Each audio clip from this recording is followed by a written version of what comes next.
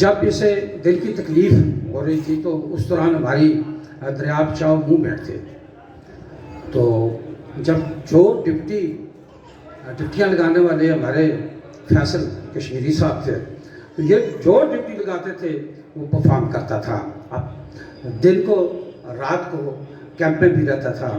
تو ایسے لوگ بہت کم ہوتے ہیں جو اتنی کمیٹڈ ہوتے ہیں کسی نظریے کے ساتھ۔ تو یہ بھی وہی ایک ایسا انسان تھا کہ جس کے بارے میں میر تقی میر نے کہا کہ مت سہ دینے جانوں، پھرتا ہے فلک پر سن، تب خاک کے پردے سے انسان نکلتے ہیں۔ ضرورت اس عمر کیا ہے، ہم یہ چاہتے ہیں ضرورت اس عمر کیا ہے کہ یہ جو ہماری جتنی بھی سیاسی تنظیمیں ہیں، جتنی بھی سیاسی آرگنائزیشنز ہیں، جو یہ ساری اکٹھے ہو کر ہم نے ایک جواب دینا ہے، ہم نے اپنے آپ کو تیار کرنا ہے اس انقلاب کے لیے جس کے لیے ہم نے اپنی زندگیاں وقف کر کے رکھی ہوئی ہیں۔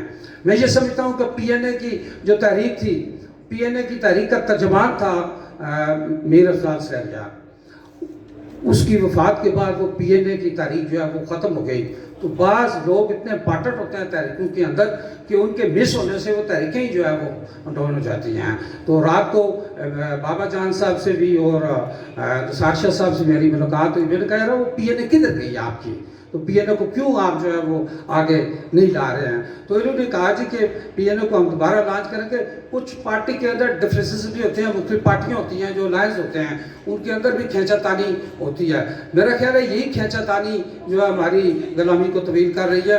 اگر اس کھینچا تانی سے نکل کے ہم ایک پلیٹ فارم پہ آ جائیں، بہت خوبصورت بات کی نثار شاہ صاحب نے اور راشد شیخ صاحب نے، ایک پلیٹ فارم پہ آ کے ہم اگر اسٹرگل کرتے ہیں پھر ہمیں جو ہے وہ کامیابی سے جو ہے وہ ہمکنار ہو سکتے ہیں۔ اور میر افضال سہریا صاحب نے اپنی مختصر زندگی کے اندر ایک رول ماڈل جو ہے وہ آنے والی نسل کو دیا ہے، اور میں اس کو سرخ سلام پیش کرتے ہوئے آپ سب سے اجازت چاہتا ہوں۔ وما علینا الا البلاغ۔